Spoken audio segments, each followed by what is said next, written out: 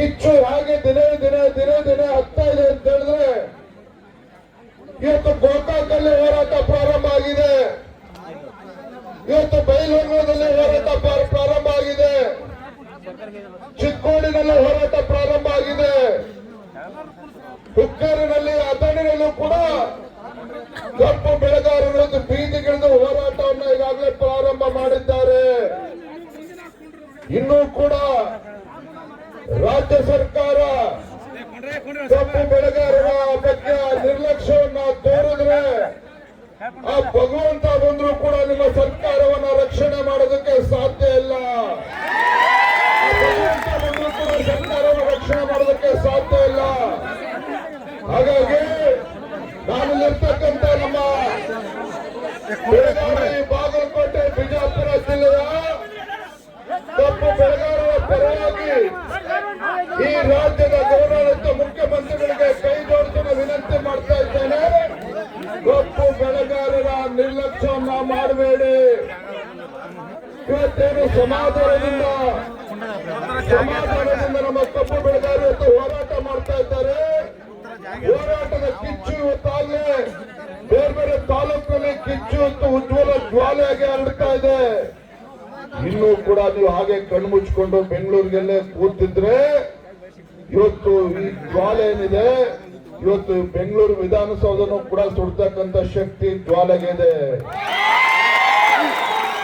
ಹಾಗಾಗಿ ನಾನು ರಾಜ್ಯ ಸರ್ಕಾರಕ್ಕೆ ಆಗ್ರಹ ಮಾಡ್ತೇನೆ, ಇವತ್ತು ನಾಳೆನೆ ನಮ್ಮ ರೈತರ ಮುಖಂಡರನ್ನ ಕೂರಿಸಿ ಒಂದು ವೇದಿಕೆ ನಿರ್ಮಾಣ ಮಾಡಿ ರೈತ ಮುಖಂಡರನ್ನ ಕರೆಸಿ ಈ ಸಮಸ್ಯೆಗೆ ಪರಿಹಾರ ಏನು ಅಂತ ಹೇಳೋದ್ರ ಜೊತೆ ಚರ್ಚೆ ಮಾಡಿ ಪರಿಹಾರವನ್ನ ಕಂಡುಕೊಳ್ತಕ್ಕಂಥ ನಿಟ್ಟಿನಲ್ಲಿ ಒಂದು ಒಳ್ಳೆ ವಾತಾವರಣ ನಿರ್ಮಾಣ ಮಾಡಬೇಕಾಗಿರ್ತಕ್ಕಂಥ ಕರ್ತವ್ಯ ರಾಜ್ಯ ಸರ್ಕಾರಕ್ಕೆ ಅದನ್ನು ಅವ್ರು ಮಾಡಬೇಕು.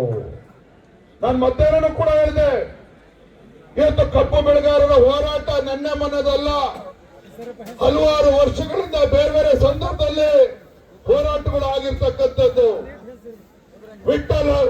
ವಿಠಲ್ ಅರ್ಬಾವಿ ಅವರು ಒಬ್ಬ ಕಪ್ಪು ಬೆಳೆಗಾರ ಆತ್ಮಹತ್ಯೆ ಮಾಡಿಕೊಂಡ್ರು, ಪ್ರಾಣ ಕಳ್ಕೊಂಡ್ರು. ಅವತ್ತು ಕೂಡ ಇದೇ ಸಿದ್ದರಾಮಯ್ಯ ರಾಜ್ಯದ ಮುಖ್ಯಮಂತ್ರಿಗಳಿದ್ರು. ಯಡಿಯೂರಪ್ಪನವರು ಏಕಾಂಗಿಯಾಗಿ ಹೋರಾಟ ಮಾಡಿ ಸದನದ ಹೊರಗಡೆ ಹೋರಾಟ ಮಾಡಿ ಅವತ್ತು 150 ರೂಪಾಯಿ ಹೆಚ್ಚು ದರವನ್ನು ಕೊಡಿಸ್ತಕ್ಕಂಥ ಕೆಲಸ ಪುಣ್ಯಾತ್ಮ ರೈತ ನಾಯಕ ಯಡಿಯೂರಪ್ಪನವರು ಮಾಡಿದ್ದಾರೆ. ಪ್ರಾಮಾಣಿಕವಾಗಿ ಮಾತನಾಡ್ತೇನೆ. ನಾನಿವತ್ತು ನಿನ್ನೆ ರಾತ್ರಿ ಎಲ್ಲಿ ಇವತ್ತು ಪಾಪ ಅವನು ರೈತ ವಿಷ ತೆಗೆದುಕೊಂಡಿದ್ದಾನೆ ಇಲ್ಲಿ ಅಂತೇಳಿ ಗೊತ್ತಾದ ತಕ್ಷಣ ನನ್ನ ಮನಸ್ಸು ಕೂಡ ತಡೀಲಿಲ್ಲ. ಬೆಳಗ್ಗೆ ಎದ್ದು ನಮ್ಮೆಲ್ಲ ಮುಖಂಡರಿಗೆ ಬೆಳಗ್ಗೆ 4 ಗಂಟೆಗೆ ಹೊರಟು ಬಂದಿದ್ದೇನೆ.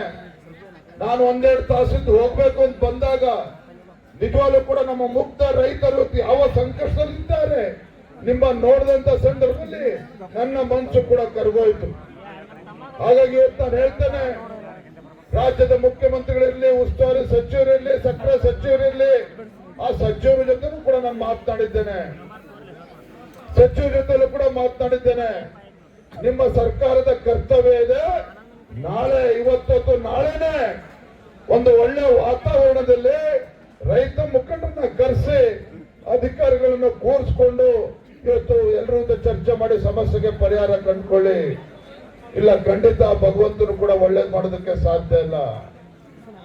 ಈ ನಾಡಿಗೆ 2 ತುತ್ತು ಅನ್ನವನ್ನ ಕೊಡ್ತಕ್ಕಂಥ ರೈತನಿಗೆ ಒಳ್ಳೇದು ಮಾಡೋದಕ್ಕೆ ಸಾಧ್ಯ ಆಗ್ಲಿಲ್ಲ ಅಂತ ಹೇಳಿದ್ರೆ ಈ ಸರ್ಕಾರ ಬದುಕಿದ್ದು ಕೂಡ ಸತ್ತಂತೆ. ನಾನು ಈ ವೇದಿಕೆ ಮೂಲಕ ರಾಜಕಾರಣ ಮಾಡೋದಕ್ಕೆ ಪ್ರಯತ್ನ ಮಾಡ್ತಾ ಇಲ್ಲ. ಆದ್ರೆ ರೈತರು ಇವತ್ತು ಕಂಗಾಲಾಗಿದ್ದಾರೆ. ರೈತರು ಇವತ್ತು ಕೇಳ್ತಾ ಇರ್ತಕ್ಕಂಥದ್ದು ಭಿಕ್ಷೆ ಅಲ್ಲ. ರೈತರು ಕೇಳ್ತಾ ಇರ್ತಕ್ಕಂಥದ್ದು, ಕಪ್ಪು ಬೆಳೆಗಾರರು ಕೇಳ್ತಕ್ಕಂಥದ್ದು ಭಿಕ್ಷೆ ಅಲ್ಲ. ನ್ಯಾಯ ಸಮ್ಮತವಾಗಿರ್ತಕ್ಕಂಥ ಬೇಡಿಕೆಯನ್ನ ಇವತ್ತು ಕಬ್ಬು ಬೆಳೆಗಾರರು ಇವತ್ತು ಕೇಳ್ತಾ ಇರ್ತಕ್ಕಂಥದ್ದು. ಹಾಗಾಗಿ ಇವತ್ತು ರಾಜ್ಯದ ಮುಖ್ಯಮಂತ್ರಿಗಳಿಗೆ ಜವಾಬ್ದಾರಿ ಇದ್ದಿದ್ದೇ ಆದ್ರೆ, ಈ ರಾಜ್ಯ ಸರ್ಕಾರಕ್ಕೆ ಕಿಂಚಿತ್ತಾದ್ರೂ ಮನುಷ್ಯತ್ವ ಅನ್ನೋದು ಇದ್ದಿದ್ದಾದ್ರೆ ತತ್ಕ್ಷಣ ಇವತ್ತು ನಾಳೆನೆ ಸಭೆ ಕರೆದು ರೈತ ಮುಖಂಡರನ್ನ ಸೇರಿಸಿ